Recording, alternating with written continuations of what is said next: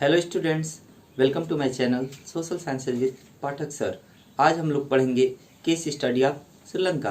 पिछले वीडियो में हमने देखा कि पावर शेयरिंग की मीनिंग क्या होती है और पावर शेयरिंग हमारे लिए क्यों नेसेसरी होता है। साथ ही हमने केस स्टडी ऑफ बेल्जियम को देखा, जिसमें हमने देखा कि फ्रेंच स्पीकिंग, डच स्पीकिंग दो लैंग्वेज बेस्ड कम्युनिटी थी, जिन्होंने एक कॉन्स्टिट्यूशन के माध्यम से किस प्रकार से पावर शेयरिंग के मॉडल को पेश किया। इसी को हम आगे बढ़ाते हुए हम पढ़ेंगे केस स्टडी ऑफ श्रीलंका। ठीक है, हमने देखा बेल्जियम को। अगर हम श्रीलंका की बात करें, श्रीलंका इंडिपेंडेंस ऑन 4 फरवरी 1948। 4 फरवरी 1948 को श्रीलंका आजाद हुआ। Population around 2 crore. और अगर उसकी पॉपुलेशन की बात करें, जब वो स्वतंत्र हुआ था 1948 में, तो उसकी जो पॉपुलेशन थी वो 2 करोड़ थी। और ये जो पॉपुलेशन थी वो 2 कम्युनिटीज में डिवाइड थी, लैंग्वेज बेस पे।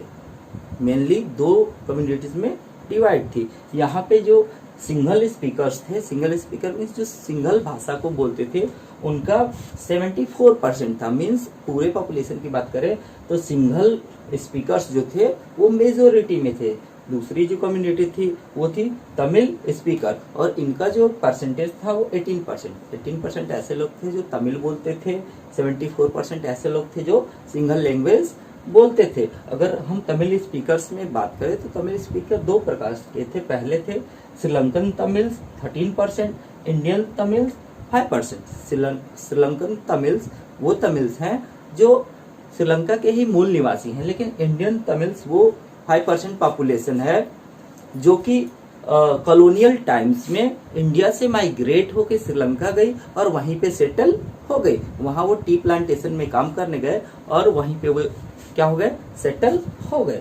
ठीक है, तो ये मिला के 18% जो थे वो तमिल स्पीकर थे। और थर्ड जो कम्युनिटी थी वो थी क्रिश्चियनिटी। क्रिश्चियंस की अगर बात करें तो 8% जो पॉपुलेशन थी वो क्रिश्चियन थी। ठीक है, तो ये जो सिचुएशन थी वो बेल्जियम के सिचुएशन से डिफरेंट थी। वहाँ 2 कम्युनिटीज थी, तो उनके में 59 और 40 का बैलेंस था। ठीक है, तो उन्होंने एक अच्छा कॉन्स्टिट्यूशन बनाया और अपने प्रॉब्लम को सॉल्व किया। चलिए हम आगे देखते हैं कि श्रीलंका ने इस सिचुएशन का क्या सोल्यूशन निकाला।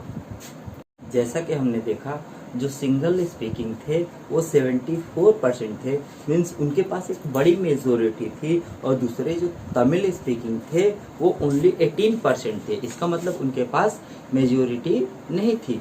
तो जैसे ही श्रीलंका इंडिपेंडेंस हुआ तो उस समय क्या किया, जो मेजोरिटी थी उसने मेजोरिटेरियनिज्म को फॉलो करना शुरू कर दिया। अब हम जानेंगे कि मेजोरिटेरियनिज्म होता क्या है। The idea that the majority community should rule the nation in which anyhow they want, means to say if the majority are according to their wishes control are the government, this is called majoritarianism.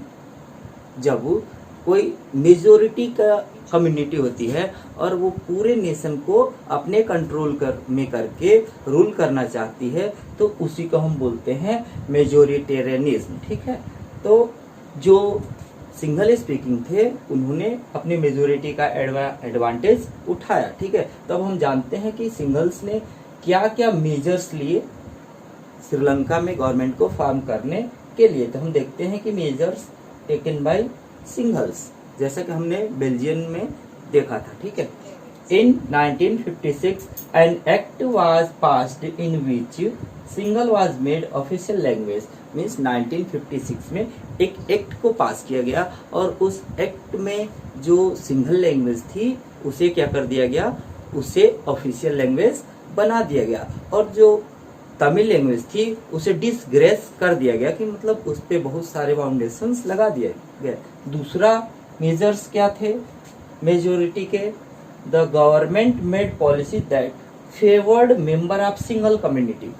जो government बनी उसने क्या करना शुरू कर दिया, ऐसे कानून को लाना शुरू कर दिया जो क्या करे, केवल सिंगल कम्युनिटी को ही सपोर्ट करे। फॉर एग्जाम्पल अगर हम बात करें तो जॉब्स की, जो जॉब्स की अपॉर्चुनिटी थी वो स्पेशली सिंगल स्पीकिंग के लिए रिजर्व कर दी गई और दूसरे जो कम्युनिटीज थे उन्हें जॉब की कैटेगरी से बाहर कर दिया गया। सिंगल स्पीकिंग को हमने देखा कि वो मेजोरिटी थी, ठीक है। मेजोरिटी के वजह से वो क्या चाहते थे, वो चाहते थे majoritarianism, means rule of majority. इसके लिए उन्होंने बहुत सारे चेंजेस किए, जिसमें हमने देखा कि जो तमिल स्पीकर्स थे उनके अधिकार छीन लिए गए, ठीक है। तो Tamils protested when they realize that they are being discriminated. जब तमिल्स को लगा कि ये जो गवर्नमेंट है वो हमारे साथ क्या कर रही है, डिस्क्रिमिनेट कर रही है, तो उसने क्या शुरू कर दिया, प्रोटेस्ट करना शुरू कर दिया, विच सून कन्वर्टेड इनटू सिविल वार। और रिजल्ट क्या हुआ, सिविल वार। जो सिंगल कम्युनिटी थी और तमिल कम्युनिटी थी उन दोनों में बहुत सारे वार होने लगे। Citizenship to them was denied by the news law. और जब ऐसे अलग अलग रीजन्स में अलग अलग प्रोटेस्ट होने लगे तो क्या किया गया, जो नए नए लॉज को फॉर्म किए गए और जो सिटीजनशिप थी उसको क्या कर लिया गया, तमिल से छीन लिया गया। रिजल्ट क्या हुआ, मेनी तमिल्स डाइड।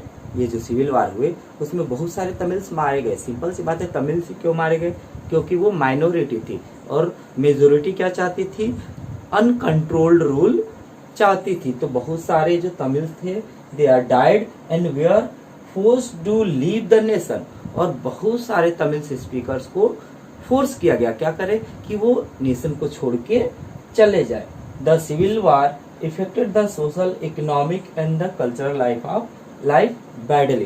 कह रहे कि ये जो सिविल वार हुआ श्रीलंका में, सिविल वार का क्या रिजल्ट हुआ, जो सोसाइटी थी या जो इकोनॉमिक थी, जो कल्चरल लाइफ थी, उसे इस सिविल वार ने बैडली इफेक्ट किया, ठीक है। मतलब उस सिविल वार की वजह से श्रीलंका को बहुत सारे economic, social and cultural loss को फेस करना पड़ा, उन्हें बहुत सारा नुकसान हुआ।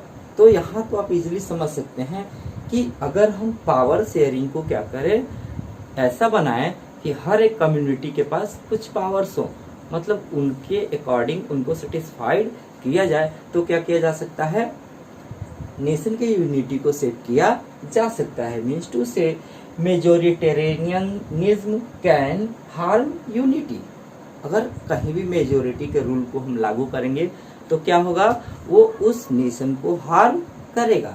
तो इसलिए पावर शेयरिंग बहुत ही जरूरी है, ठीक है। अभी तक आई होप आप लोगों को बेल्जियम और श्रीलंका की केस स्टडी समझ में आ गई हो। एक बार और हम रिवाइज करना चाहेंगे कि जो बेल्जियम की केस स्टडी पढ़ा, तो बेल्जियम की केस स्टडी में देखा कि 59% डच स्पीकिंग थे, 40% जो थे वो फ्रेंच स्पीकिंग थे। इनमें डिफरेंस बहुत कम थे।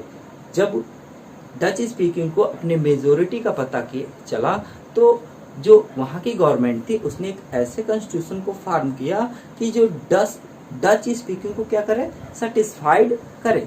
वहाँ पे गवर्नमेंट्स के पावर को सेंट्रल गवर्नमेंट, स्टेट गवर्नमेंट और कल्चरल गवर्नमेंट में क्या कर दिया गया, डिवाइड कर दिया गया। रिजल्ट क्या हुआ, वहाँ पीसफुली कॉन्स्टिट्यूशन के थ्रू सारे सेटलमेंट कर लिए गए। लेकिन वहीं जब अगर हम श्रीलंका की बात करते हैं, 1948 में जब श्रीलंका आज़ाद हुआ तो वहाँ के जो सिंगल स्पीकर्स थे उन्हें फील हुआ कि हम क्या है, मेजोरिटी हैं, तो किसका रूल होना चाहिए, हमारा रूल होना चाहिए। तो उसके लिए उन्होंने बहुत सारे चेंजेस किए। पहला उन्होंने चेंजेस क्या किया, पहला चेंजेस उन्होंने क्या किया कि सिंगल लैंग्वेज को क्या कर दिया, ऑफिशियल लैंग्वेज डिक्लेयर कर दिया, और जो तमिल लैंग्वेज थी उसे वो डिस्ग्रेस करने लगे। दूसरा, एक बहुत सारे ऐसे कानून बनाए गए जिसके अकॉर्डिंग जो तमिल स्पीकर थे वो क्या कर सकते थे, बहुत सारे ऐसे पोस्ट थे, बहुत सारे ऐसे जॉब थे जिसमें वो पार्टिसिपेट नहीं कर सकते थे। तो जब तमिल स्पीकर्स को ऐसा फील हुआ कि हमारे साथ क्या हो रहा है, डिस्क्रिमिनेशन हो रहा है, तो इसके लिए उन्होंने क्या करना शुरू कर दिया, प्रोटेस्ट करना शुरू कर दिया। और ये प्रोटेस्ट धीरे धीरे बढ़ता बढ़ता क्या हुआ, सिविल वार हुआ। सिविल वार में बहुत सारे जो तमिल स्पीकर्स थे वो उनकी डेथ हो गई। बहुत सारे तमिल स्पीकर्स जो थे उन्हें फोर्सफुली देश से निकाल दिया गया। और इस सिविल वार से जो श्रीलंका था उसका इकोनॉमिक, कल्चरल और सोशल जो स्ट्रक्चर था उसे बहुत ही ज्यादा लॉस देखने के लिए मिला। ठीक है, तो इसका कंक्लूजन यही निकलता है कि पावर शेयरिंग इसलिए जरूरी है कि हम अपने देश को क्या करें, यूनाइट करके रख सके। ठीक है, इस वीडियो के लिए बस इतना ही। अगले वीडियो में हम लोग जो है पढ़ेंगे forms of power sharing. I hope आप लोगों को ये मेरा वीडियो अच्छा लगा होगा, और अगर आपको कोई डाउट्स होता है तो आप हमारे पर्सनल व्हाट्सएप नंबर के थ्रू उस डाउट्स को क्लियर कर सकते हैं। इम्पोर्टेंस नोटिस आपके लिए है कि जो डिस्क्रिप्शन बॉक्स है उसमें नोट्स दिए गए हैं, उस नोट्स को आप एक बार रिवाइज करिए। आई गारंटेड कि आपको 100% ये जो लेसन है वो समझ में आ जाएगा। आगे हम पढ़ेंगे फॉर्म्स ऑफ पावर शेयरिंग।